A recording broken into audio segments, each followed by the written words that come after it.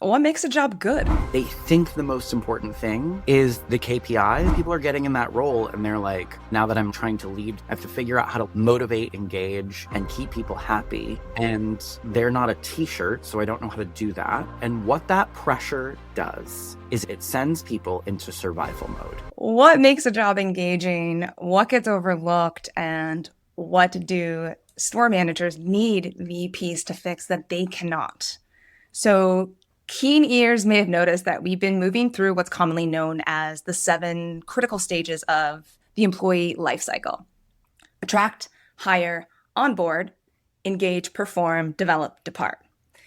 I do think it's a helpful model to approach assessing and improving employee experience and thus organizational performance. But the one very big issue I have with it is that when these stages are diagrammed or written about, they're usually given the same weight. When I would argue that the engaged stage, accounts for a much larger part of the experience. I'm not saying they're not all critical. They certainly are, and they're interdependent. But when you're a large established organization and you're experiencing employee retention challenges, I see so many companies amp up attraction and recruitment efforts when I think it makes sense to, with the same urgency, focus on why you're experiencing that challenge in the first place. So today we're talking about the engage stage, and not in the engagement survey sense, but the real lived everyday experience that makes someone stay or leave. Unlike attracting, hiring, onboarding, it doesn't have a moment. It doesn't have a start and a stop or a timeline or a module. It's just every day I go to work. Mm-hmm. And I think it gets overlooked because it doesn't look like a nice, contained, approachable, defined project. It just looks like Tuesday. And it's really hard to own because it's constant and it's messy and undefined and it's very localized. So I'm sure it differs from region to district to store to department maybe. But when it goes wrong, you get all the symptoms like apathy or fully disgruntled employees and eventually turnover that hurts the business. And when it goes right, you of course get the opposite: engaged, high-performing, tenured teams. So a simple question to start off with: what makes a job good? What a lie that was. When I figure it out, I'll let you know. No, as Yeah. someone who's sort of traversed many jobs, some would argue too many, this is obviously a question that I've like personally pondered a lot.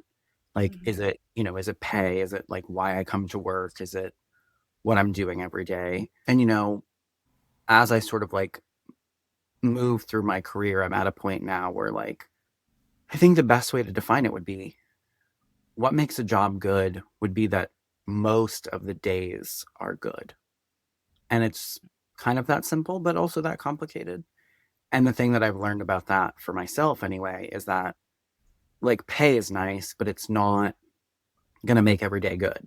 And meaning or purpose is nice, but it's not going to make every day good. Really, what's going to make most days good is just the day-to-day goes well, and I leave and I go, wow, I had fun today. That was a great day.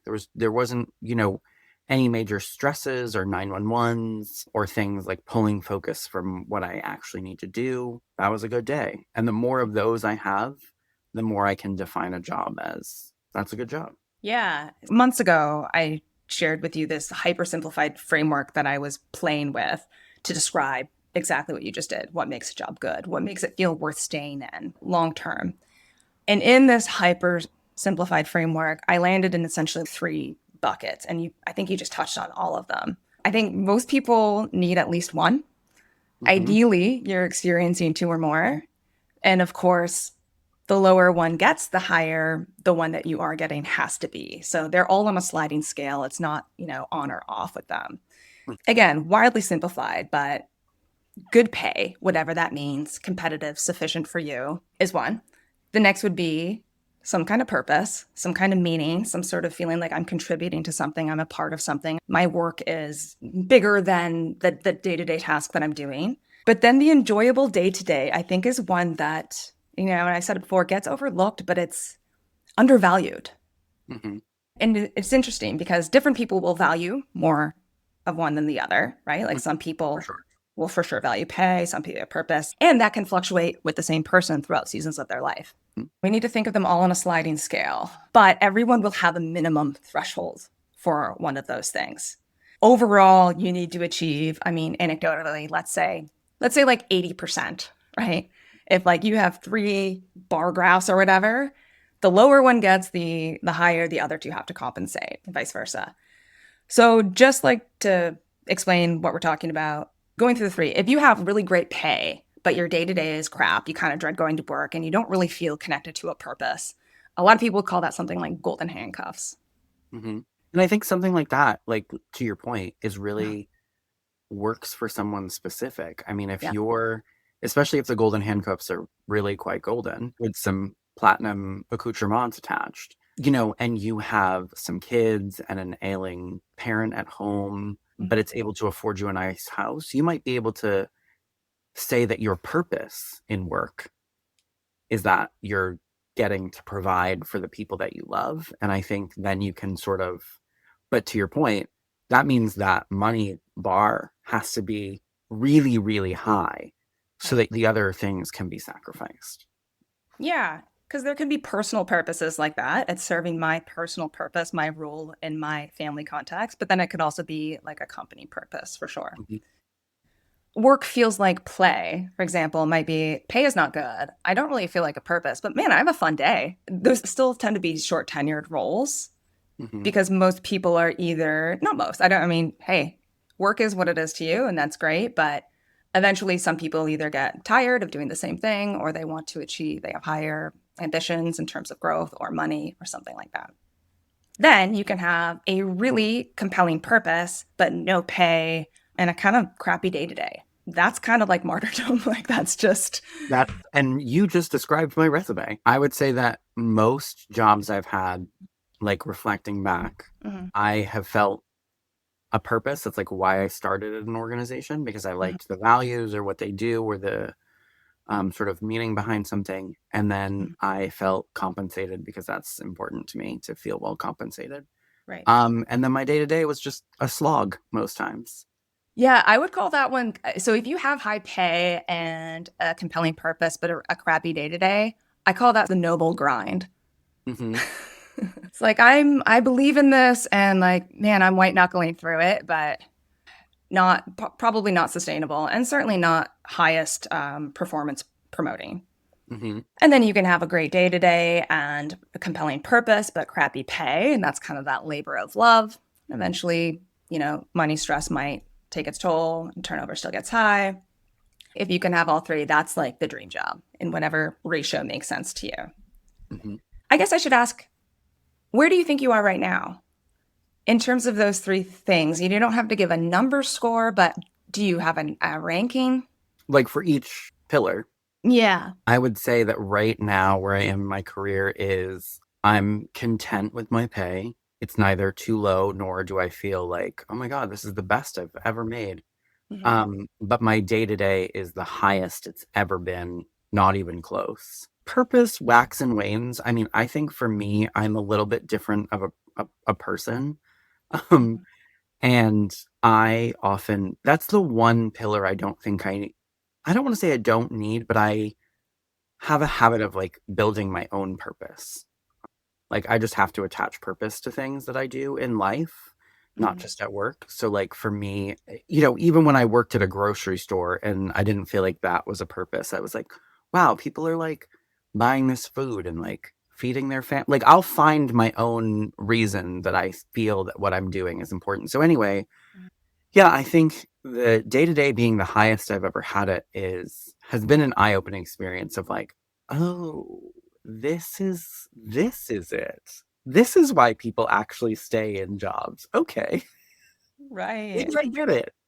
Yeah, so it never stood out to you as a thing that you needed from a job. You never like consciously articulated, I want to enjoy most of the days. I don't want to dread it. I want to look forward to it. Well, I think specifically to get more specific about retail, I think the way that I looked at it was I love this product. I've never worked at a company I don't like the product. Mhm. So I've looked at it like, oh my God, I have worn these jeans my whole life, and I love the merchandising, and I love just the aesthetic, and it sounds like this is a great company. Let's go work here. And I didn't think about like, do I want to be cleaning up fitting rooms every day? Like, is that something like, do I want to be refolding the same table 800 times? And it might sound like I'm just describing like the the bad parts, quote unquote, about retail, but there are people who genuinely love. My husband is one of them. He could fold clothes until his arms fall off, and that would spark joy for him. Mhm. Um, so it's like I never really thought about and did like a mental exercise of like, what is an actual just regular, degular Tuesday gonna look like? What Mhm. am I gonna be doing? And will I like it? And I think that I can't even say that after my 6 month break and all of our conversations, that I even went into what I'm in now thinking that. I think I just happened into something and was like, oh, wow, this is amazing. And now it's sort of like I'm reflexively looking back and thinking, like, oh, so this is what I should have been looking for the whole time. Yeah. Can we make some parallels? So what is amazing about your day-to-day right now? And I know being conscious of, not wanting to disclose where you are. I think for me, it's about liking the conversations I get to have with people who come into the store. Obviously, again, continuing the liking of product. But I think, I love my analogies to relationships and work. And I think a good job is built on the small moments, much like a good relationship. You can't start dating someone, have the most amazing first date you've ever had, then like, oh my god, you have the best wedding anyone's ever been to, and then fast forward 60 years and your partner passes while holding your hand, and it's a beautiful moment. That's not a relationship. Those like these like weird highlights. It's Mhm. the boring stuff of like coming home and being like, how was your day today? And like showing you care. And it's like these tiny micro things that like add up to be you have a beautiful relationship. And I think work is exactly the same.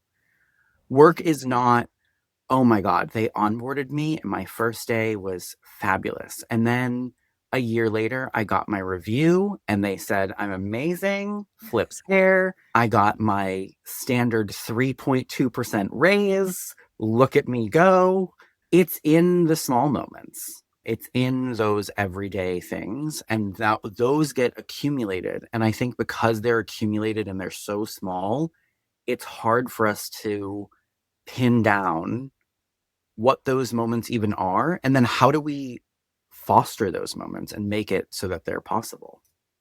Yeah, that's perfect. I think that's exactly where we should take the conversation. To kick us off, you said liking the conversations you're having with the people who come into stores. Mhm. Why is that possible here? Or was there a time in a different place where you didn't feel like you liked the conversations? Yeah, I think a couple of things. One, I think, going back to like my coffee days, I think there were moments, especially when I worked for like an independent coffee house, where Mhm. like I also loved the conversation because in an independent house. I was a little bit more given a little bit more leeway in terms of like expectations, but also like payroll and things like that. So like I wasn't as rushed.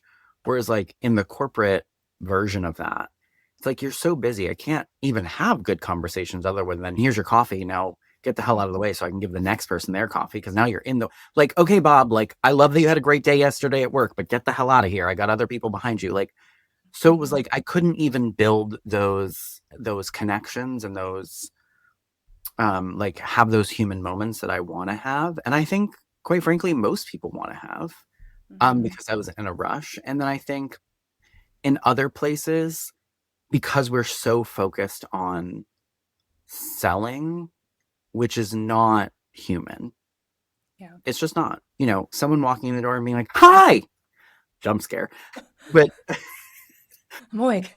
that's not, if you didn't have your coffee, you did now. But like, that's not gonna build a human connection for either person. And I think this is maybe like a spin-off episode to this one, but I think as we like navigate every tech bro's obsession with AI, our growing loneliness crisis, creating a human workplace is like more and more important.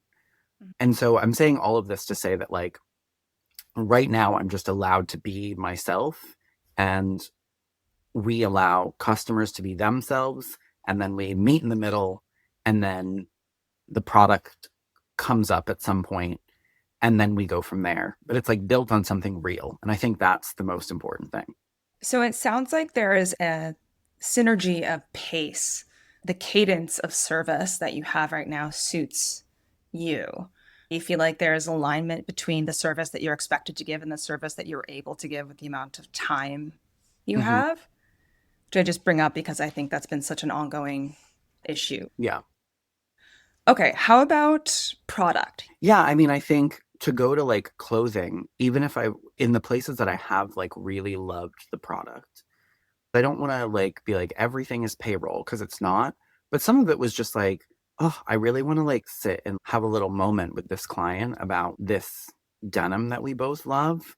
But like, I got a lot of stuff to do. Mhm. And that's not time, actually. It sounds like it is, but it's actually just workload mismatching and overruling the customer. I think what I'm allowed now is that focus. No one is trying to tear me away with 72 non-critical tasks. Makes sense. Okay, so I'd love to see if we can focus on what gets missed and what to do instead. Our approach is essentially improving engagement by making real change in the day to day based on that organization's purpose and values or employer value proposition. Done well and with discipline and consistently, it should inherently improve both the day to day experience, but then also the perception of the purpose. So, Mhm. ideally, both those pillars end up going up in a way that's relevant and authentic to that brand. This idea of fix what managers can't, I think it's a crucial idea because managers are so key to engagement, but they can't override bad systems. Mhm. So, if corporate leaders want managers to lead well, they have to take ownership of the structural barriers that are outside of a store manager's control. Mhm. The pillars that Cato focuses on are managers, operations, and then communications and information hubs. Starting with managers, the experience of the day to day of your employees are only as good as the leader on the floor. Mhm. I think corporate overestimates the power and influence of their corporate initiatives in terms of engagement Mhm. and underestimates the power of a good manager. Yeah, for sure. So, what can they do instead? I mean, aside from quite literally, I was thinking about this morning. You know that several $1 million that you're about to spend on a new app? Don't. What if you didn't? And what would become possible to you if you were to really empower or leverage store managers in the way that you could with that amount of money? So you tell me what's in your way. Is it access to coaching? Is it access to really good programs and leadership stuff, like an under development of what we'll call soft skills? What is it? Oh, I think someone could write a whole book with that question. I, like most things, I have a story um, Love it. to illustrate my point. So when I was at Old Navy, obviously big store, my store was 17,000 square feet. You know, when you're the leader on duty, your job is to, and most retail managers will know exactly what this is. Your job is to figure eight around the store. Um, so, you know, through the Yeah. store over and over again for your segment. And I remember when I was promoting someone new, and they basically were telling me they didn't feel like the team was like loving when they were taking over the floor. They were like, "Oh, when I take over the floor, I just feel like everyone's kind of like gets in a bad mood. I don't know how to like fix it. Like, because we have so many things to worry about. Are they getting credit cards? Are people in the right place?" And I gave this advice, and I've been thinking about this ever since I knew we were going to record this episode, because I was like, this is the answer in a story, which is I looked at him and I was like, your job, most importantly, your job when you run this floor is to make sure that everyone is having a good time. Hmm. If you treat that as your most important job, all the other pieces fall into place. Mhm. But also, and I don't think I thought about it in this big picture way at that moment when I said it, but like I did use the word engaged. I was like, everyone will be engaged because they're having a good time. So you can get what you need out of them in that moment. And so one of the things I told him was, if you're not sliding behind the cashiers every hour, especially when it's busy, like when it's the most busy, this is actually the most important thing to do. And again, super anecdotal, I would like slide behind them and I would find a way to like make a silly joke or say something stupid that would make them laugh to break the monotony of like the ringing and the returns and the ringing and the returns. Because then if I do that consistently, then every time I come behind the cash wrap is not a, oh God, here he comes. Tell us that we're not asking enough people about credit cards. Like Mhm. they actually have no idea what I'm coming back there for. It and I make sure most of the time it's good, or funny, or not even work related or important. And I think that that's really important to when you're running a floor. So never mind what a VP can do, but in a store, it's really important to like make sure your team feels a sense of levity so that they're not like bogged down in the details. And I joke all the time that I think my most important job as a store manager is to be the class clown, Mhm. and keep the mood light, because the thing is employees will actually like, and I guess some managers can say that like, oh, well, my employees goof off, so they're having a good time all the time. And I'm like, but they're not having a good time about work. They're having a good time because they hate you and now they're talking about you in a corner. That's that's their engagement, and you need to make it about work. And so I think, to go back to your original question, it really is about those small moments. And I think I've said this a million times, what gets focused on is what gets fixed or what we work on. And I think we're not asking managers and then giving them the tools, to your point, education, training, like how to Yeah. coach, etc. Because I also think there's a way to coach like that's fun. Even when it's something that they're doing really wrong. I think there's a way to like add humor, because at the end of the day, I hate you for making this a clean podcast. At the end of the day, like it's a t-shirt. It's a t-shirt. What even the idea that I'm going to go sit someone in the back and be like, we need to talk about how you are really terrible at folding t-shirts. Like the idea that we're making everything in retail so serious has Mhm. always been confounding to me. Cause then I leave my four walls and I'm like in the street and I'm like, wow, that was a really stressful day for this. Why? Um, Yeah. Not to get overly philosophical about it, but I think the day to day needs to be more fun. There needs to be more levity in order to do that, in order to keep people engaged through those mechanisms. Mhm. It needs to be something that we're talking about and focusing on. And I think what sort of VPs can do to kind of hit that theme is, if it's not payroll you're going to offer, I'm actually okay with that. Like if you're not going to give more time to retail managers, because it does take time to engage your team in a fun way. I think if they want to like, because again, retail loves to operationalize everything. Mhm. I think if a VP is listening to this, to be quite frank, they're not going to be like, oh my God, here's more time and let me take away all your tasks. Exactly. Yeah. So if I were to say one thing, and it is another task, quite frankly, but then we need to figure out a way to operationalize like checking in with employees in the day to day. And I think, one of the things that I don't think we do enough in retail, but I think would be really valuable is actually asking employees, maybe not daily, but maybe multiple times a week, not just once a week. How was today? Was it good? Did you have a good day? Right. And why or why not? Did we not have enough fun? Because I'll tell you right now, I've had teams, if I'm in not a great mood because I'm human and I don't bring the class clown behavior, I've had employees be like, well, today was kind of like weird because like, are you good?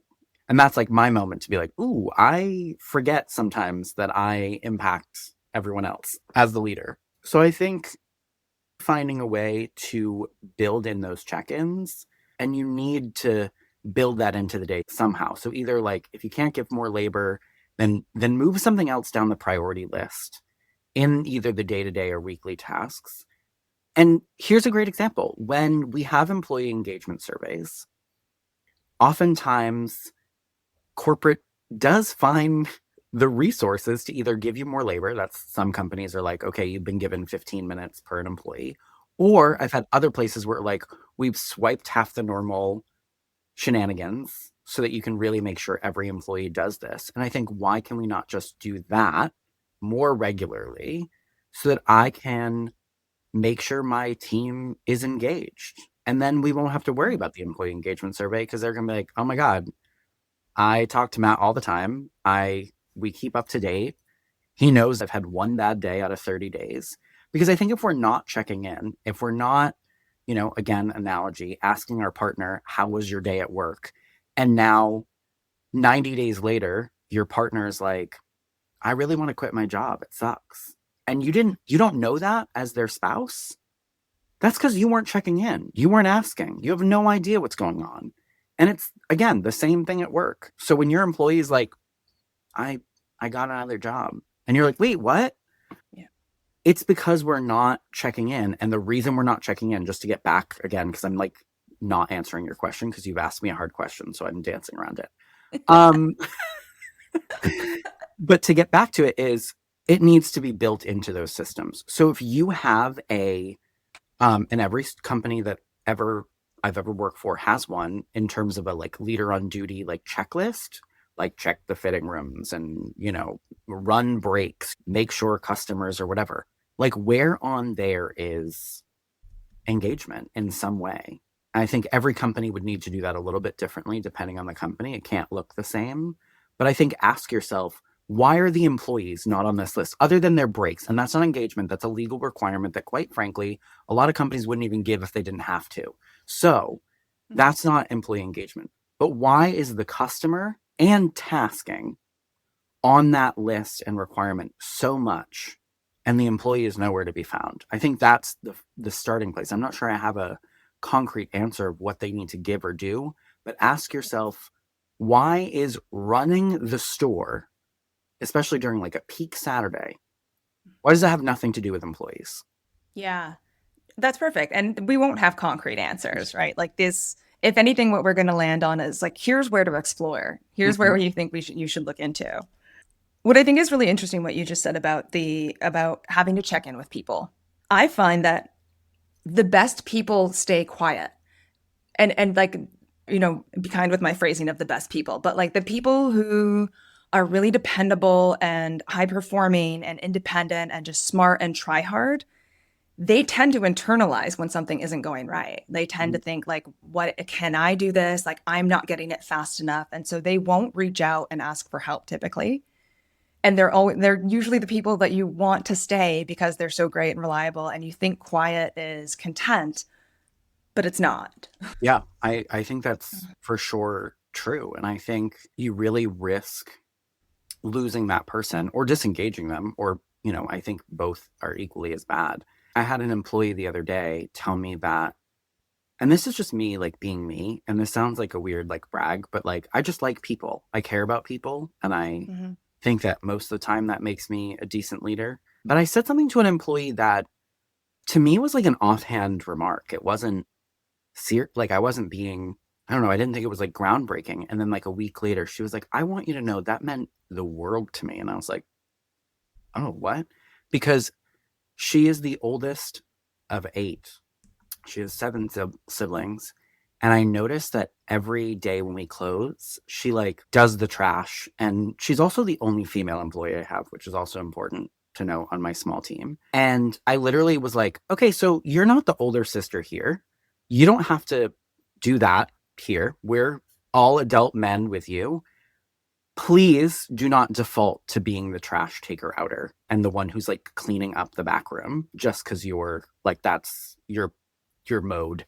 And then I moved on with my life, and then I took out the trash, and then I actually told one of my employees the next day, like, can you please take it out before she sneaks, before she gets to it and defaults to it. And then a week later, she's like, the fact that you even recognize that, like, that's what I was doing, and like just were like, please stop. She's like, that Mhm. meant so much to me. And I think, I mean, I'll always say this, like, knowing your team is super important. And like, I couldn't have known that if I didn't know the context with which of who she is and like what she was doing. And I've had enough employees in my life and enough older sibling employees. Also, they're great. I'm stereotyped, but hire someone with a lot of siblings. So, but that comment made her feel like seen and understood and appreciated in a different way. And it's like, it wasn't even, what did that take? 15 seconds? And it's like, again, I do have the luxury right now of like time and not having a bunch of tasks. But even if I was at Old Navy with 60 employees, I found time to show and appreciate. But I think we really need to also, so I talked about how we need to build it on the checklist. We need to get VPs and people to really look at those lists and ask, where are the employees on this list? Why are they not here? Yeah. And I think the second thing is a better world that I even imagine is they don't have to be on that list. Managers would just do these things. But to get there, you would have, that's the second tier of this program in my mind. And to get there, you'd need to be providing managers with a lot more training to be leaders, which we're not doing. We're promoting the highest performing ASM or whatever the role is. And then we're like, oh my God, you're amazing. And then people are getting in that role and they're like, okay, now that I'm not touching as much, and now that I'm like trying to lead through people, I have to figure out how to like motivate, engage, and keep people happy. And they're not a t-shirt, so I don't know how to do that. So Yeah. like, now what? And then we're giving them, I find that once we put them in that role, then we're actually a lot of times too hard on that store manager. We're acting like they should have just known how to deal with people. And so then we're like, well, your team is disengaged and you're not getting credit cards and your store looks like shit. So you need to treat your team better. And what that pressure does is it sends people into survival mode. And when people are in survival mode, they do not perform their best and they see a fork in the road, whether it's there or not. The fork in the road appears like a mirage, and they see treat employees better and hopefully get results. But if I don't, I'm on the chopping block. But most people take that second fork and they go, I just need to get results because I already feel like I'm on the chopping block. So now they're going to get it. And then we end up in the place we are in retail right now, where we look around and we go, how did we get in this wasteland? And it's because we aren't teaching people to be leaders. We aren't. And I think it feels silly to a lot of people to talk about like soft skills and empathy and humanness as if it's a skill, but it is a skill. And it is a skill that can be grown. Anyone can have it because we're all people. Some people have it innately, and I think that's great, but we can't always find those people. Or those people, I've had leaders who outside of work, they tell me stories about their family or volunteering or whatever it is that shows that they have the capacity to really care. And then when they're in work, they think the most important thing is the KPIs. So they like turn that off. They're like, okay, well, shut that off. Hey, Roger, where's the cards? And we just need to teach that person that it's okay to like not turn that off. Actually, if you could just leave that on and heightened. And so I think operationalizing it by putting employees on our lists of what to do is like the band-aid to the real issue, which is how do we get leaders to know how to lead? Yeah. Whew. Okay. So what I'm hearing, that's great. And if I can attempt to summarize, what I'm hearing in terms of what corporate could do to let store managers be the critical pillar that they are in promoting team engagement, right? And we're talking about removing or altering or changing the systems that are in place that are stopping that from happening right now. And what I'm hearing about is those systems are, for one, to go back to our last episode or two, make sure you're hiring people, store managers who like people. Yeah. Like, and that speaks to, again, am I going to like the day to day? What will my day to day look like? Because making sure that they know that the day to day is going to be about connecting with people and Mm-hmm. engaging people. So step one. And then really the other part of it is reassess which KPIs actually correlate with retention, morale, and long-term performance. Maybe include team engagement and turnover in your performance reviews. Mhm. And then consider manager enablement a core ongoing business investment, not a one-time initiative when they first get, like, it's not just onboarding. Continuing to ensure that new managers that get promoted or brought in from outside or through whatever changes still understand that engagement is a priority. Mm-hmm.